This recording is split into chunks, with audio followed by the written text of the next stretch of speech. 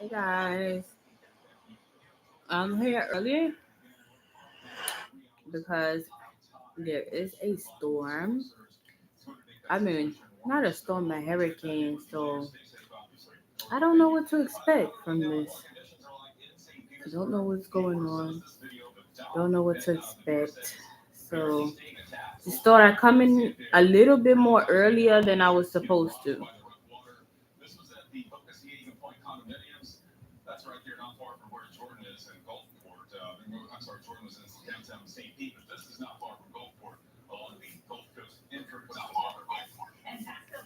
I'm keeping an eye on the weather. Not like I can do anything about. Where's that one? Where you get that one from? In the refrigerator? You put yours in the refrigerator or you open another one? Another. That's mine. Oh, sorry. Now when I go get one tomorrow, don't ask me for one because you just ate two. Sorry, I didn't know. Okay, I'm on live.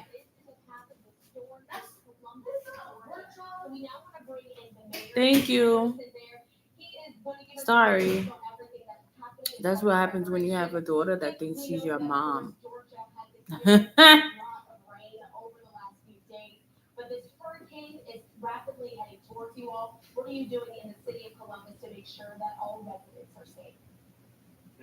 Christina, thanks for having me.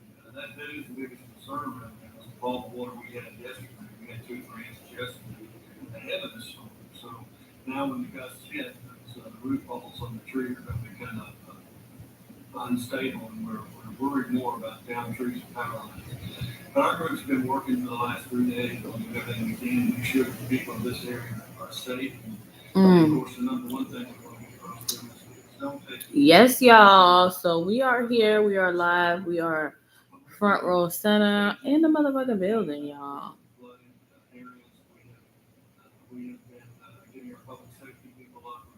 The list is now open. Signals. And of course, the power companies have been terrific to work with, keeping us updated on everything that they're doing. They are staying and ready to go. As I stated, our biggest concern is frankly down power lines and trees.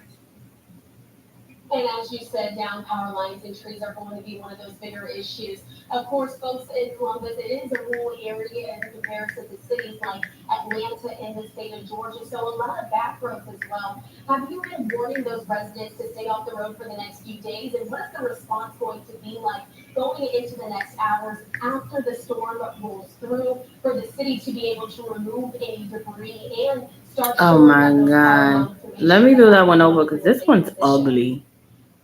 Yeah, well, we've got Columbus That County one was is so a large ugly. city, so we've got a little bit of rural, and we've got a lot of metro area as well.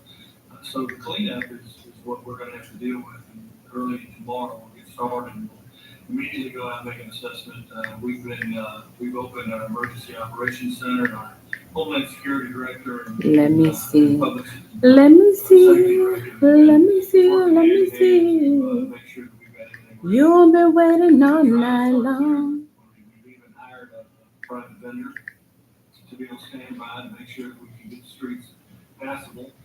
We plan on our folks coming in to work. List is now open. Open, guys. There is a storm, like I said, so I'm not gonna drag this thing out today. I will be here for 30 minutes and no longer. So the list is open. I do have some brand new prices that are listed in the description box. If you guys care to see, I am now accepting Zelle, and I do also have a PayPal account. So, and Cash App is always available. So, yeah. Uh-huh. Whenever, whatever you guys want, I am here. Let me see. Let me see. Let me see. In Columbus, Georgia, working hard to make sure that the I'm people going of to bed Georgia are early also safe today. during this major hurricane. Thank you so much for your time. Thank you, Christine. Absolutely. And here on Live Now from Fox, like I said, we are continuing to track everything that is happening with this major hurricane. We want to step away now for a 2 minute break, but on the other side, we're going to continue with our coverage, bringing you the latest of Category 4 storm Hurricane Helene.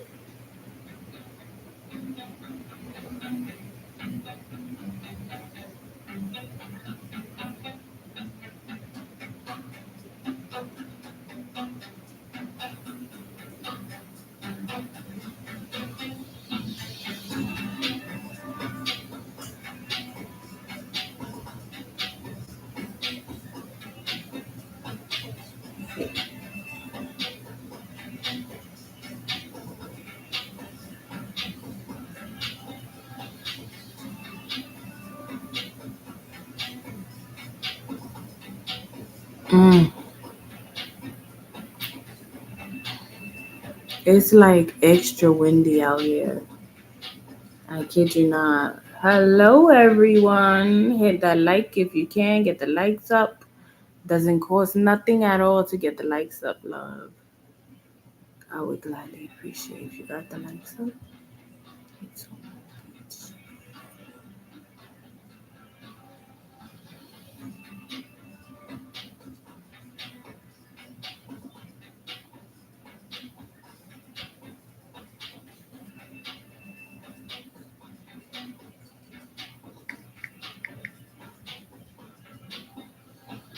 Mm.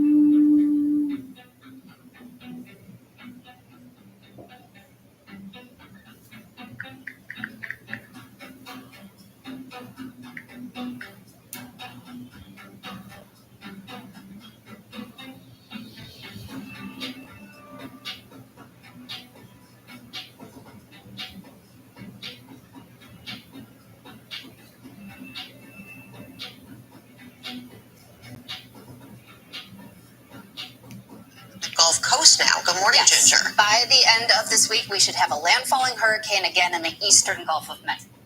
Mm. Welcome into Live Now from Fox. I'm your host, Christina Evans. Again, we are continuing to track the latest with Hurricane Helene.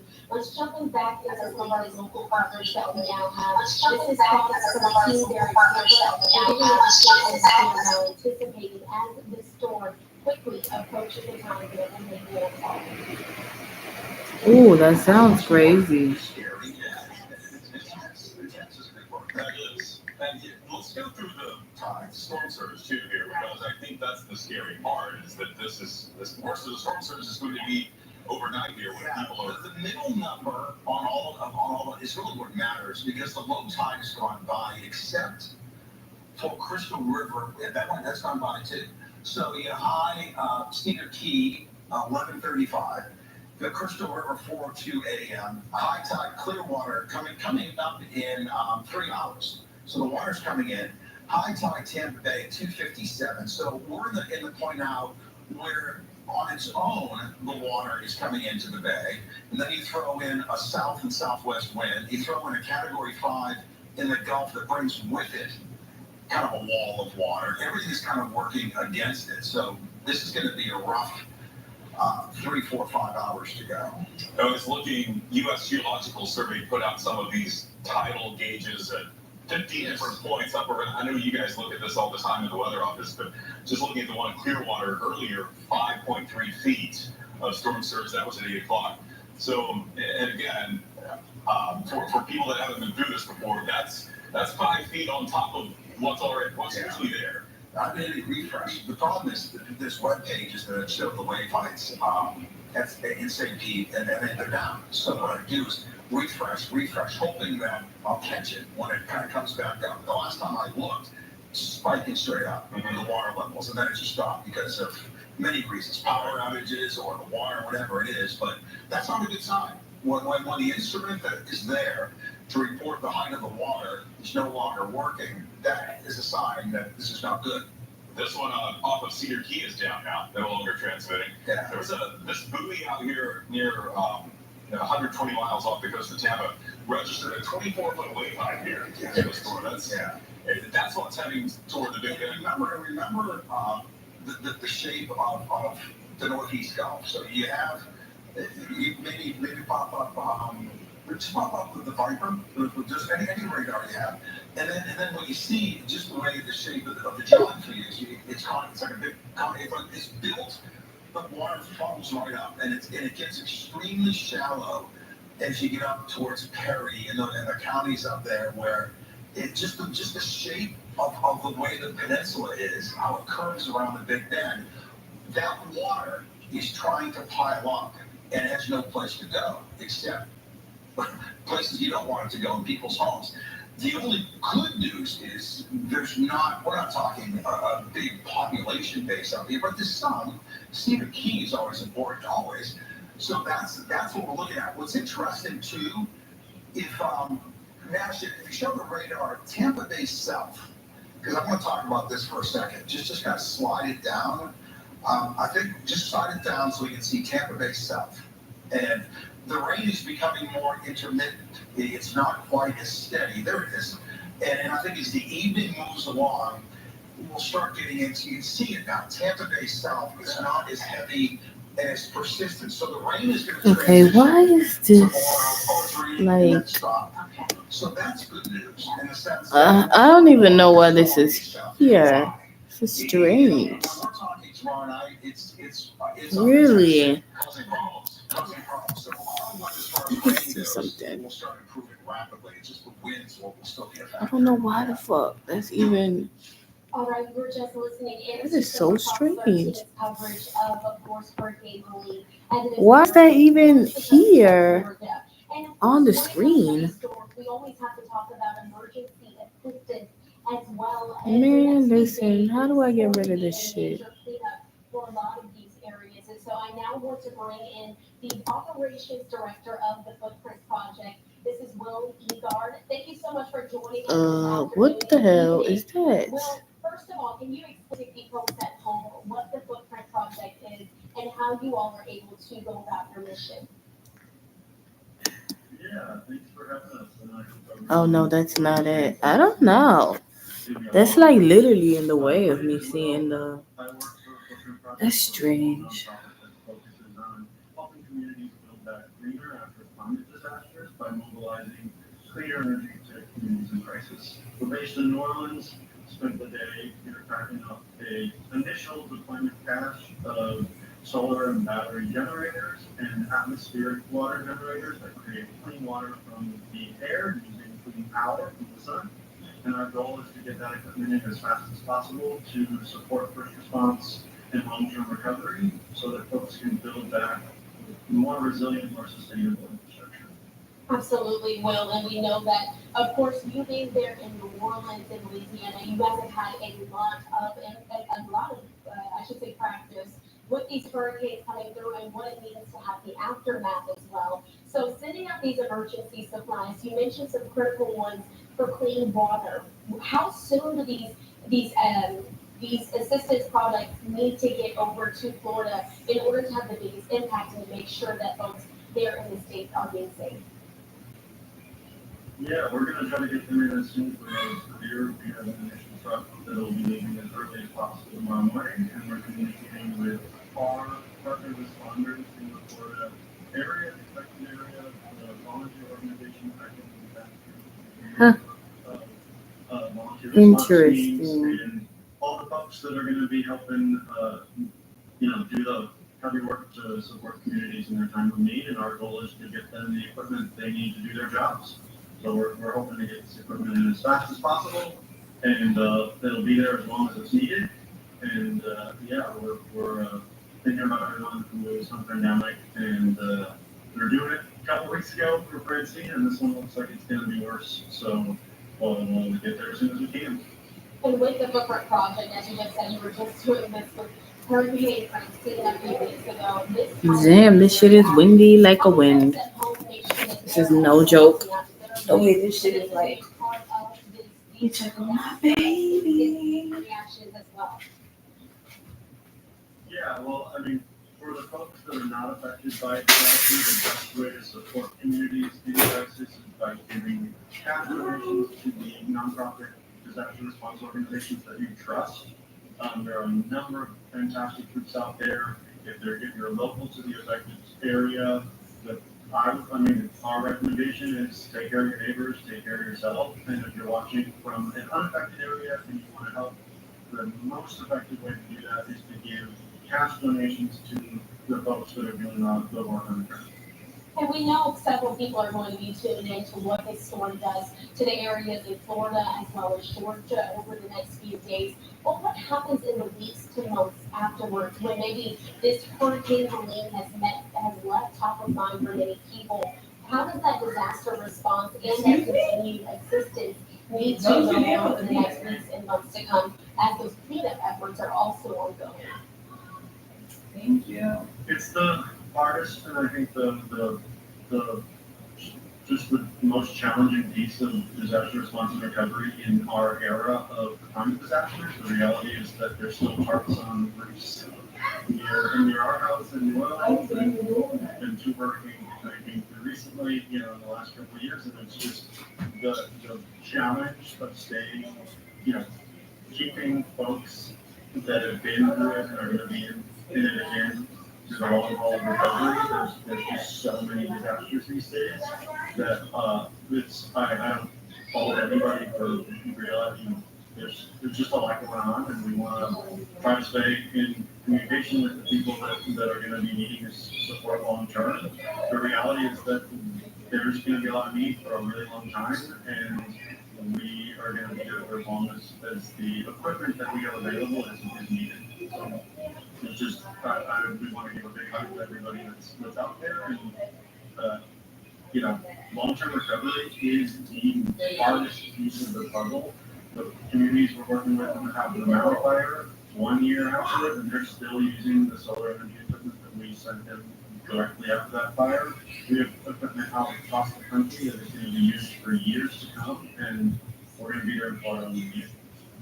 And I have to ask you about some of this equipment. You just mentioned that it's even used in Maui in the aftermath of those wildfires. So disaster relief is not just pertaining to hurricanes or some of these natural disasters, others as well. How does that solar equipment end up impacting a community? How many people are able to actually get power and live off of some of these things that are sent over to those disaster areas? Yeah, it really depends on the size and the kind of tech capacity of that equipment. We provide solar and battery generators ranging from portable systems like you might see in REI or online that you can just kind of buy and use to charge your cell phone or keep your refrigerator charged, or power your CPAP or your mini fridge, your insulin, whatever you need, up to larger scale microgrids that can power community centers and base camps and volunteer centers. You're such a very special girl, love you. The reality is that 90% of climate disaster response uses Love you now. plastic single source water bottles and single source plastic cups. And our theory and our hope is that the more sustainable infrastructure we can get in rapidly in the immediate aftermath of the storm, the faster we can get that in without no cost to the community, the more we can change the arc of that recovery process towards climate resilience and really lead infrastructure that's going to serve communities across the multi-year recovery effort in our era of recurring climate disasters.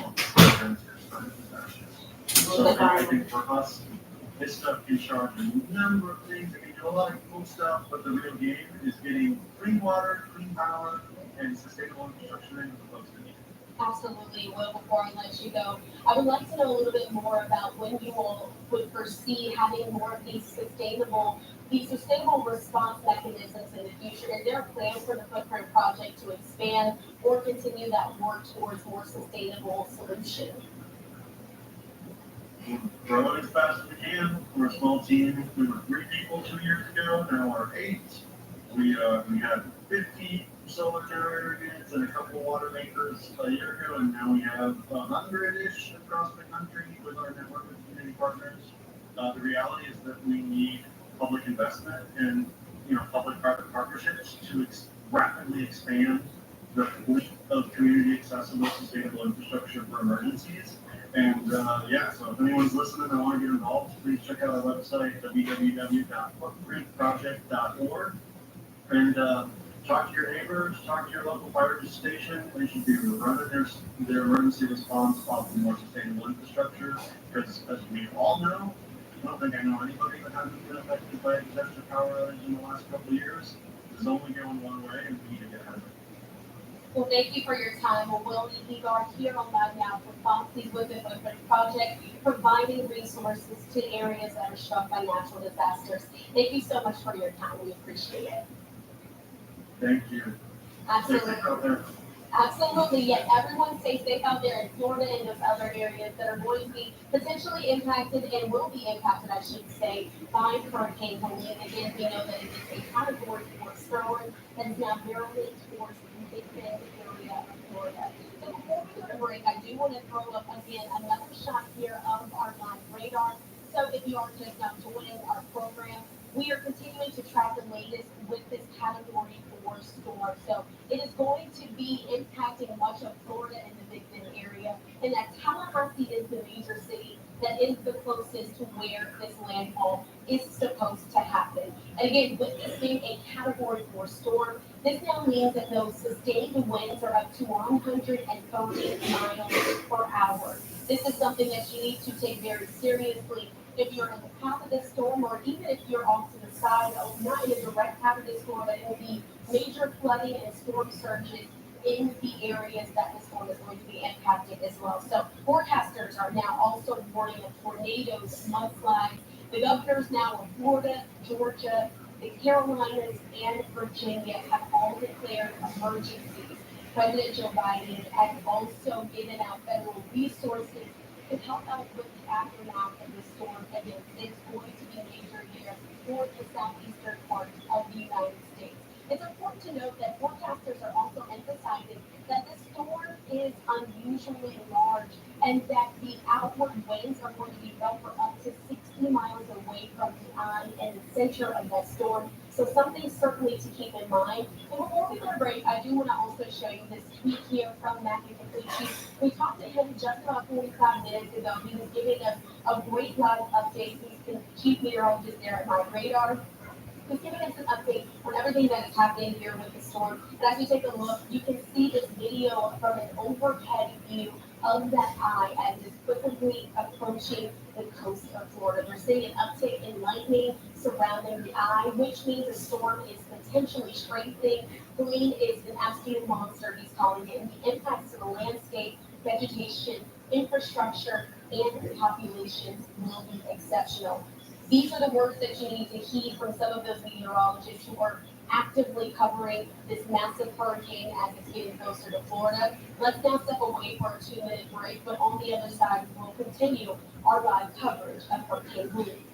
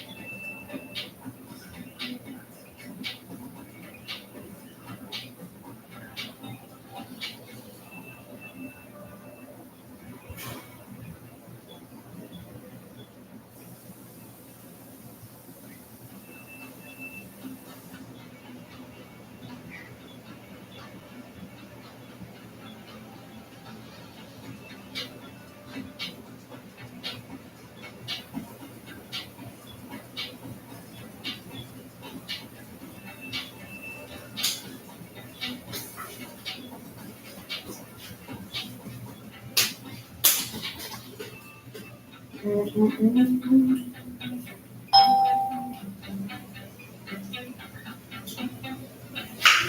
right, 6 more minutes, and I'm getting the hell out of here.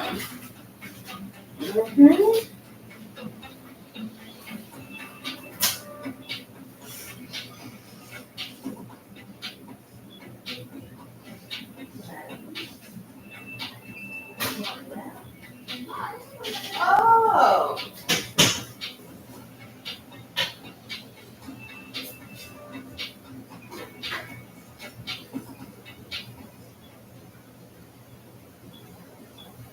Welcome back in here to Live Now from Fox. I'm your host, Christina Evans. Let's continue on with our coverage of Hurricane Lee. I want to take us now out to the coverage there in Orlando as they have three folks on the ground outside, letting you know the deeper impact of what's happening there in the Sunshine State. Let's tune in right here on Live Now from Fox. All across the area here, and so mostly over the Tampa area, and so we're going to have more of those big bands and more of the big winds heading our way as well. And you're watching Fox News tonight. And they did just step away for a commercial break, so let's continue on with our coverage of Orlando. Oh man, that's all the way on the side. Let me see what time it is. I'm about to get off. Update as well on what the storm impacts will be in their area. Let's tune into what he I has think to so. say We're right lucky. now. This continues to look farther north into the Big Bend area, eventually making landfall. Baby, I'm not leaving. Just to give you an idea how to plan things out into tomorrow. 3 a.m. those gusts come down to about 30 to 40 miles per hour for a large swath here in Central Florida. Moving forward in the time period here, 7, 8, 9 o'clock for breakfast, 20 to 30 mile per hour winds, and things just really starting to. I really wonder what's going on with This this is a trend that we school. like with only 10 to 20 mile per hour winds as we head into Friday evening, and then really dropping off things with the box model showing the farther north this list because it's such a fast moving system. That's a Jadakiss song. We're still showing those still more pop-up showers on the south side of this system, and the big picture is this is going to continue to lift to the north. Impacts will be decreasing for areas to the south, and of course, the farther north that this gets, we're also going to start to see those winds angle more out of the southwest, heading to the northeast, and that's going to continue to drive more storm surge through midnight and potentially into the early hours of tomorrow morning, guys.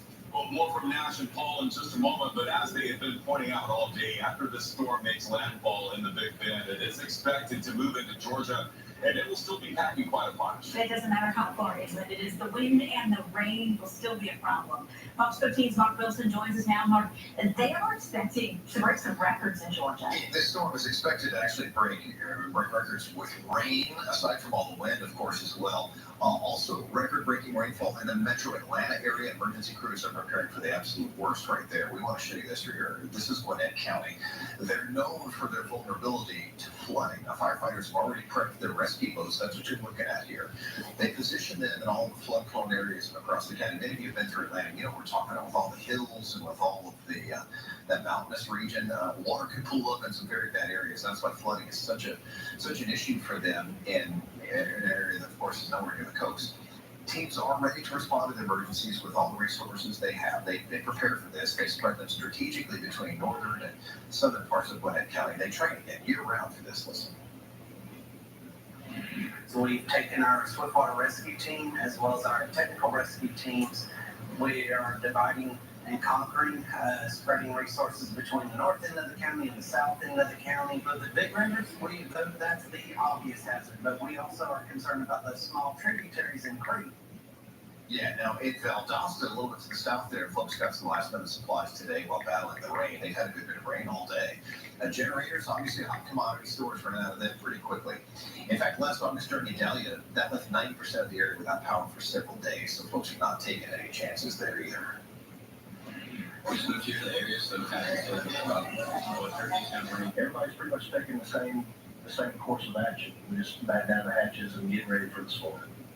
Yeah, emergency officials are also urging residents there to stock up on supplies and prepare for potential power outages lasting up to 72 hours. And of course, at this point, with the winds, they're already seeing some winds up there. It's probably a little late for supplies. They don't want anybody, even in southern Georgia, out right now, Chris, at this hour. It is remarkable, Mark. This will be a historic storm for many states, really going in well into tomorrow and Saturday. All right, more from Mark later. Thanks, Mark. Well, earlier here, we saw this strong wind taking down some trees in Bradenton, but Mark, help was on the way for you there. Bradenton police officers, we see the time. They protect, they serve, and they saw. Making quick work of those limbs. They'll be working some late hours tonight, too, keeping an eye on the Manatee River, which is expected to rise, which is probably already rising. But these officers, they are a part of this community. They live here. Many of them grew up here. And they said they didn't just want to sit around, they wanted to get out and start helping the community recover as quickly as possible. Good on them. As night comes too, we want to salute our emergency managers in EOC centers all across Florida right now as they are doing hard work. In Bradenton earlier, they are watching for storm surge and they're working to help anyone who is impacted by any flooding. The Manatee County Sheriff is also calling on everyone to shelter in place tonight. Fox 13's Kimberly Quizon has more from downtown Bradenton. We're here in the real-time crime center with the Bradenton Police Department, and this is a tool that they use to monitor incidents throughout the city. And tonight there will be officers on the streets and also here watching for impacts from Hurricane Helene. Officers are able to pull up cameras throughout the city here, like on the Riverwalk and other areas of Bradenton, and monitor to see what's happening, including flooding, down trees, and they're able to alert officers on the ground to let them know of situations that they may need to go help with or just for them to be aware of. Technology has afforded us the opportunity to put a lot of what's happening out here on camera, on video feed. We have a multitude of cameras throughout the city.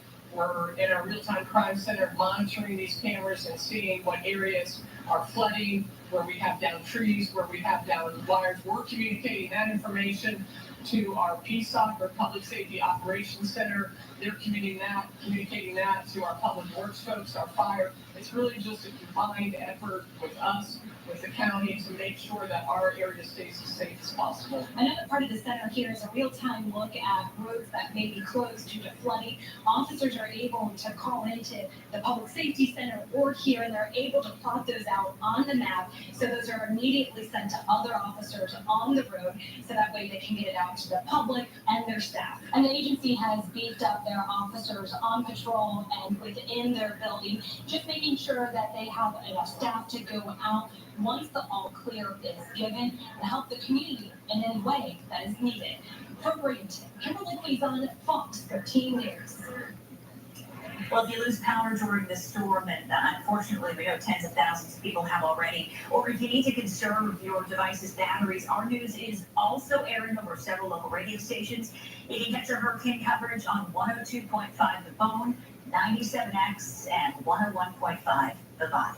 And we'll be right back with the latest on Hurricane Helene. Stay with us. All right, we were just continuing that coverage there with some of our partners there in Fox 13, giving us the very latest on their preparations and how things are looking in their city as this storm is rapidly approaching the coast of Florida. Before we go to break, I'll show you one more time. Here, a live look at our radar as that eye is just inching closer and closer and closer to the coast of Florida. Let's step away for this 2-minute break. On the other side, we're going to continue our coverage on Hurricane Helene.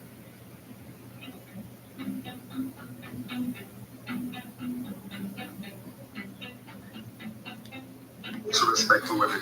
I like being around females. I'm comfortable. I can get with them on every level. I don't get like a predator thing going when I'm around debut females.